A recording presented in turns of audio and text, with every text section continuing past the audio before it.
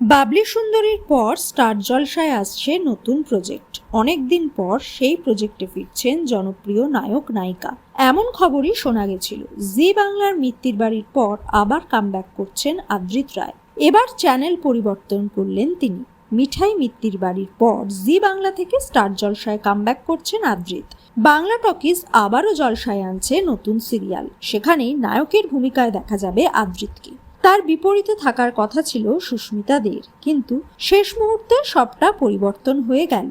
Look set হওয়ার পর কোনো চরিত্র থেকে বাদ পড়া নতুন কিছু নয়। সুস্মিতার ক্ষেত্রেও নাকি সেটাই ঘটেছে।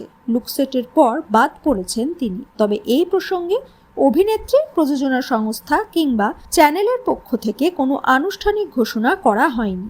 অন্দরের ফিসফাস প্রধান নারী চরিত্রের জন্য নতুন মুখ খুঁজছে জলসা। নতুন সিরিয়ালে নতুন মুখ আনা কিংবা নতুন নায়ক নায়িকা আনা নতুন কিছুই নয়।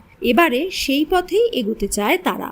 বাংলা টকিজের একটি নাটকেও অভিনয় করেছেন সুস্মিতা দে। সাহেব ছিলেন তার বিপরীতে। কথাতে সাহেব সুস্মিতা জুটির অভাবনীয় সাফল্যের পর তারা আবার এই নাটকটি মঞ্চস্থ করেছিলেন। হঠাৎ কেন সুস্মিতাকে বাদ দিলেন বা সবটা বদলে গেল তা এখনো অস্পষ্ট।